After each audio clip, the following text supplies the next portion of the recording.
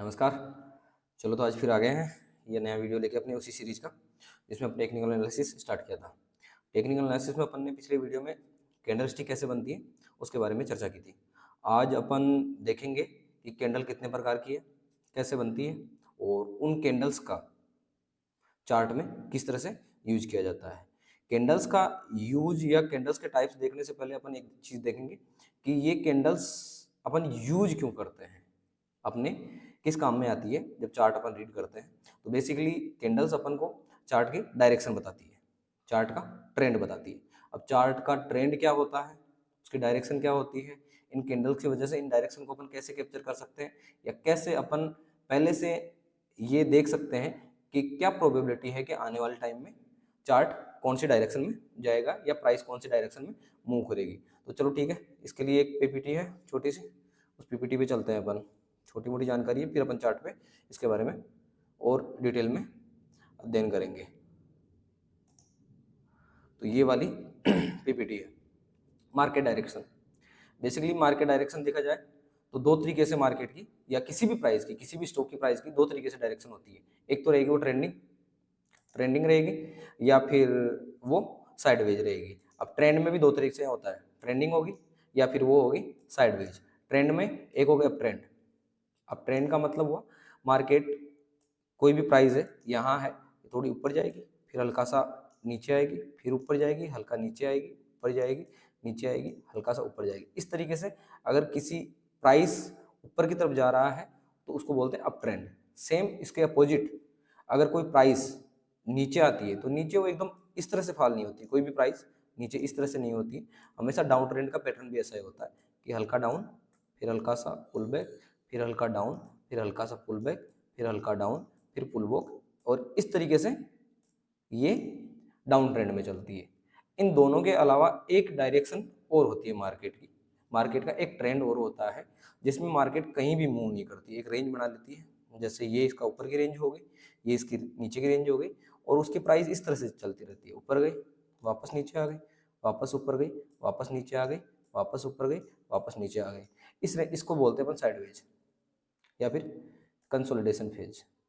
ऐसी वाली क्यों बनती है, इस तरह का ट्रेंड क्यों होता है, अपन इसके बारे में देख लेते हैं। अब ट्रेंड तब होगा किसी भी स्टॉक में जब उनको बाय करने वालों को लगेगा कि कंपनी अच्छा कर रही है, आने वाले टाइम में कंपनी के रिजल्ट और अच्छे आएंगे और इसकी प्राइस और ऊपर जाएगी, तो कुछ लोग बाय करेंगे, तो बाय करेंगे तो प्राइस ऊपर जाएगी। लेकिन जिन्होंने इनसे पहले, जिन्होंने यहाँ बाय किया है, इनसे पहले कुछ लोगों ने बाय कर रखा होगा, तो इस प्राइस तक, इस लेवल तक आते आते उनको अच्छा खासा प्रॉफिट हो गया होगा 10-15%।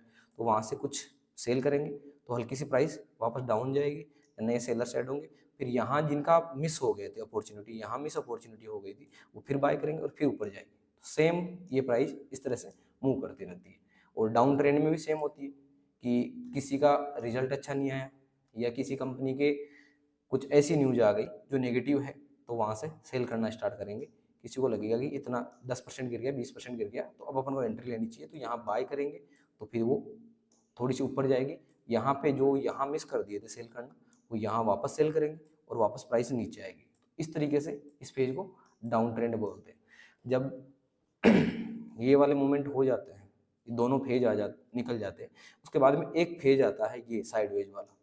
साइडवेज वाला फेज तब आता है जब बायर्स और सेलर्स कंफ्यूज होते हैं कि बाय करें कि सेल करें, क्या करें, कोई न्यूज नहीं आ रही होती, मार्केट एकदम ठंडा चल रहा होता है, जिसमें तो कभी बाय करते हैं कुछ लोग, फिर सेल कर देते हैं, फिर बाय कर देते हैं। इस तरीके से एक रेंज में फंस जाती है।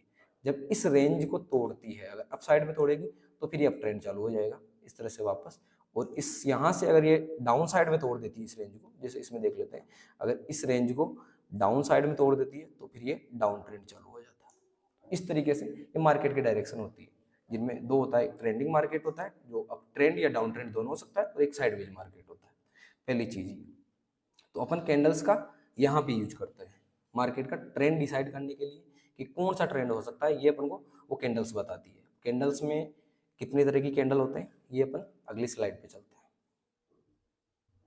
तो ये अपनी अगली स्लाइड आ गई, इसमें अपन को बताया गया है कि कैंडल्स कितने प्रकार की होती है।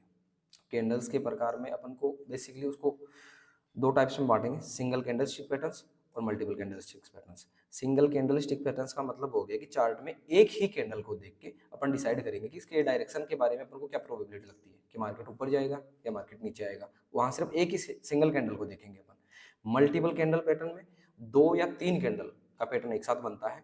जैसे यहाँ देखें तो ये एक हैमर है जो सिंगल कैंडल है, इसके बिहाफ पे अपन डिसाइड करेंगे कि यहाँ से प्राइस अप जाएगी या डाउन जाएगी।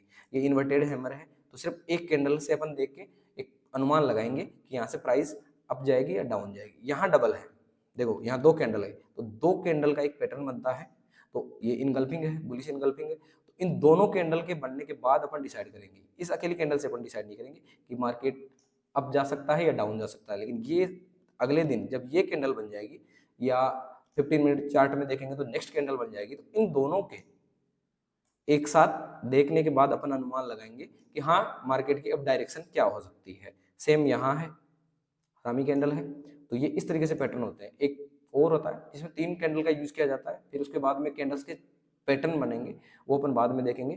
तो कैंडल्स के टाइप अगर देखे जाएंगे तो बेसिकली सिंगल कैंडल पैटर्न और मल्टीपल में डबल भी हो जाएंगे और ट्रिपल वाले भी आएंगे, ट्रिपल वाले अपन बाद में देखेंगे। आज सिंगल कैंडल पैटर्न्स में अगर देखेंगे अपन तो एक ही कैंडल के बारे में आज अपन देखते हैं और वो है मोरुबाजू।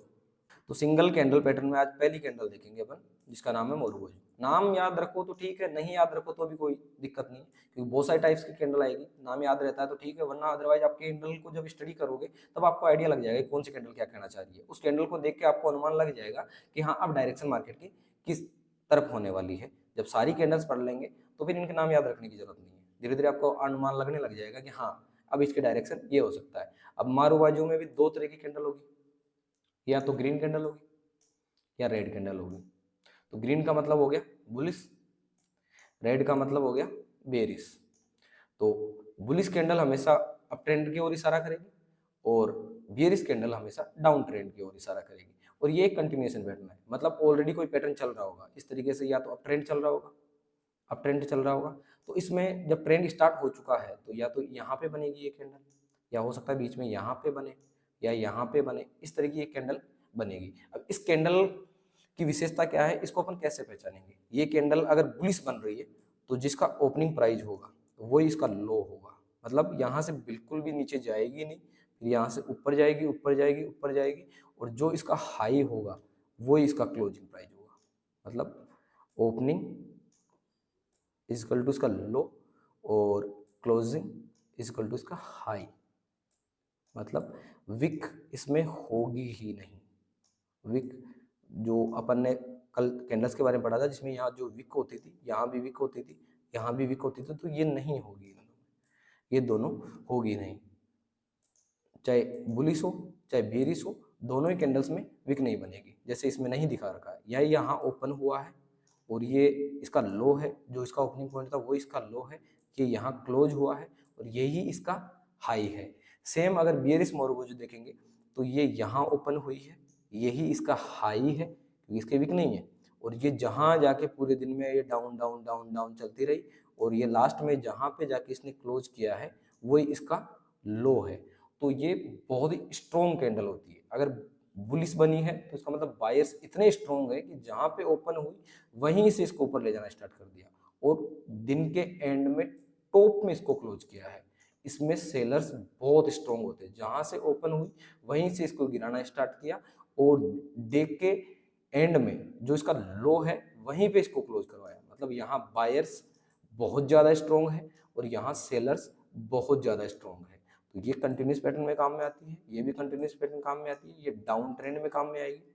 जब ये चल रहा होगा डाउन ट्रेंड, इस तरह से कोई ट्रेंड चल रहा होगा तब ये इस ट्रेंड में कहीं पे बनेगी। जैसे यहाँ से डाउन ट्रेंड चालू हो गया तो हो सकता है ये यहाँ बने, तो यहाँ बने तो इसको देख के अपन ट्रेड नहीं ली है पहले तो अपन यहाँ सोच लेंगे यहाँ पे मोरुबाजू बनी है, वो भी बेरिश, तो इसके अगले दिन जस्ट इसके आसपास प्राइस ओपन होगी, इसके थोड़ा सा डाउन होगी तो अपन सीधे ट्रेड लेंगे और इसका हाई जो होगा उसको ऐसे रखेंगे। ठीक है, ये अपनी बुलिश हो गई, ये बेरिश होगी। जब भी अपन ट्रेंड लेते हैं एक चीज देखते हैं कि कैंडल अगर बिल्कुल छोटी सी बनी है, ओपनिंग क्लोजिंग, जैसे निफ्टी में अगर इन दिनों देखा जाए तो 150 पॉइंट से 200 पॉइंट का मूवमेंट आ जाता है, 150 या 100 से 150 पॉइंट का मूवमेंट इजीली आ जाता है।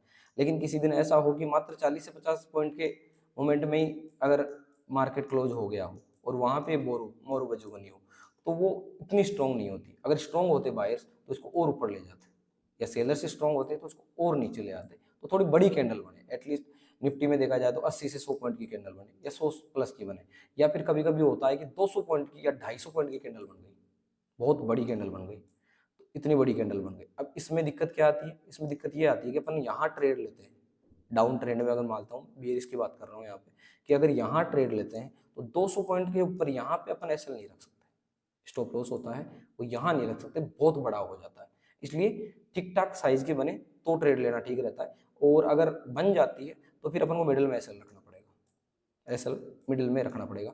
अब एसएल क्या होता है ये भी देखने में आगे, मैंने एसएल यूज कर लिया। स्टॉप लॉस क्या होता है, स्टॉप लॉस तब यूज करते हैं अपन, जैसे सपोज कीजिए अपन ने किसी ने कोई स्टॉक अपन ने 100 रुपये में बाय किया, अब ये गारंटी तो है नहीं कि ऊपर ही जाएगा, और डाउन का भी कितना डाउन जाएगा हमें नहीं पता, तो एक आपको कितना मैक्सिमम रिस्क आप ले सकते हो।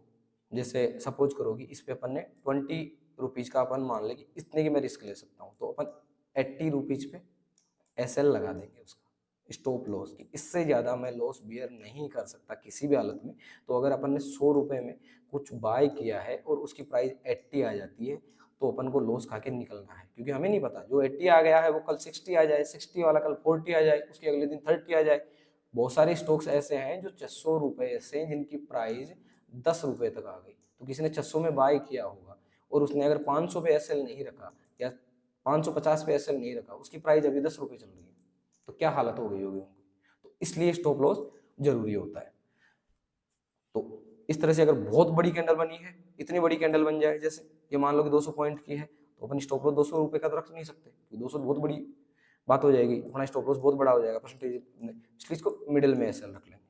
अगर अगले दिन अप ट्रेंड में जा रहा है तो इसका मिडल एसएल रख लेंगे, अगले दिन डाउन ट्रेंड में जा रहा है तो इसका मिडल में एसएल यहाँ पे रख लेंगे। जब भी इस तरह का कैंडल छोटा या बहुत बड़ा हो तो इसमें ट्रेड को अवॉइड करना चाहिए। छोटा कैंडल कंफ्यूजन क्रिएट करता है और बड़े कैंडल में स्टॉप लॉस बड़ा हो जाता है, जिसके कारण रिस्क रिवॉर्ड अपने फेवर में नहीं होता। इस लाइन में यही बात समझाई गई है। अब अपन देख लेते हैं कि क्या रियल में ये कैंडल काम करती है, तो चलो अपन चार्ट पे चलते हैं। निफ्टी का चार्ट ओपन कर लेता हूँ, ट्रेडिंग व्यू यूज करता हूँ, तो एक काम करता हूँ ट्रेडिंग व्यू में चलते हैं अपन।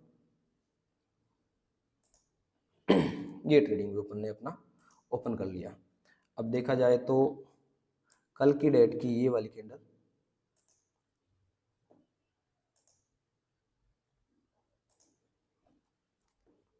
और वो की तरह मान सकते हैं अपन, ये कल की डेट की है 8 तारीख की, क्योंकि जहाँ ओपन हुआ था हल्का सा ऊपर गया है, उसका हल्का सा विक है।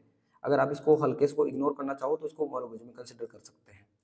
लेकिन अपन ने क्या कहा था कि अगले दिन अगर इसके प्राइस के नीचे अगर ट्रेड करना स्टार्ट करेगी, अगले दिन इसकी प्राइस के नीचे आया ही नहीं, सीधा यहाँ से गैप अप यहाँ खुला है, ये आज के दिन में यहाँ गैप अप खुला, इसके बाद में ये यहाँ हाई गया और ये यहाँ लो आ गया। अब देखा जाए तो ये डबल वाला पैटर्न बन गया है, जिसको अपन इनसाइड कैंडल बोलते हैं। आगे पढ़ेंगे इनसाइड कैंडल के बारे में। तो अभी ये अपनी जैसे मारूबाजू बनी थी, लेकिन मारूबाजू बनने के बाद भी अपने ट्रेड क्यों नहीं ली, क्योंकि इसका लो नहीं तोड़ा इसने, इस वजह से। इसके पहले देखते हैं कंटिन्यूस पैटर्न में कहीं काम में आई है क्या। अगर देखा जाए इसका तो ये देखिए, ये यहाँ से डाउन ट्रेंड था थोड़ा सा डाउन आया था, एक पुल बैक दिया था, पुल बैक दिया था। अब यहाँ से ये अप ट्रेंड में जाने लगा, तो ये देखिए ये मारूबाजू की तरह ही बनी है एक तरीके से।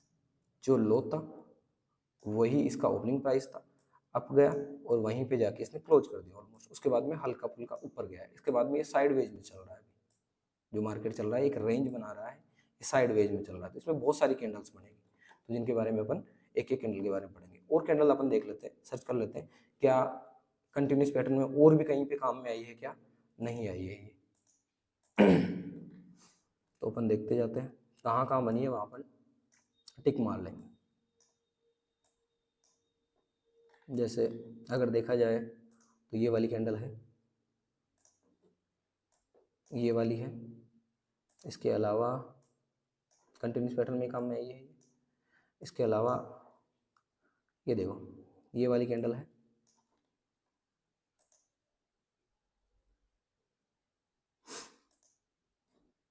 ये वाली, इसके बाद डाउन ट्रेंड, इसके बाद में ये वाली, इसके बाद डाउन ट्रेंड, ये वाली भी थी, लेकिन अपन ने इसके नीचे प्राइस गई नहीं गई। इसके बाद में ये बनी है यहाँ पे हल्की सी, लेकिन इसकी विक है, विक थोड़ी ज़्यादा। अपन कंटिन्यूस पैटर्न में अगर बन रही है तभी इसको कंसिडर करेंगे, अदरवाइज को अवॉइड करेंगे। और कहाँ पे, एक ये वाली रही, ये वाली रही, इसकी हल्की सी छोटी सी विक है। इसको अपन कुछ इग्नोर करना पड़ता है। एग्जैक्ट परफेक्ट कैंडल आपको बहुत ही रेयर केस में मिलेगी कि एकदम परफेक्ट जैसा चाहिए वैसा का वैसा। आइडल वाली जो अपन बुक्स में पढ़ते हैं वो वाली कैंडल्स आपको नहीं मिलेगी, लेकिन उससे धीरे धीरे जब आप इनके बारे में पढ़ोगे तब आपके समझ में आ जाएगा कि हाँ ये वाली रही जो यहाँ से ये, लेकिन ये डबल का इसमें एक अलग सिग्नल मिल जाएगा, उसको भी कंसिडर हो जाएगी। इसमें सीधा ट्रेंड गया है यहाँ से, और बीच में अगर देखा जाएगा तो और भी कैंडल अपन को मिलेगी। इस तरीके से आज अपन ने मोरुबाजू के बारे में समझा है कि मोरुबाजू कैंडल क्या होती है। कल नेक्स्ट वीडियो में अपन दूसरी कैंडल लेके आएंगे। कोशिश करूंगा कि एटलीस्ट 2 कैंडल स्टिक लेके आऊँ कल, क्योंकि कैंडल स्टिक बहुत सारी है तो अपन को बहुत सारी वीडियो बनानी पड़ेंगे। तो कल 2 कैंडल स्टिक से बारे में पढ़ेंगे। उम्मीद है कि ये वाला वीडियो आपको समझ में आया होगा। तो चैनल को सब्सक्राइब कीजिए, अपने दोस्तों के साथ शेयर कीजिए, कुछ कमेंट्स कीजिए और वीडियो को लाइक ज़रूर कीजिए। तब तक के लिए राम राम।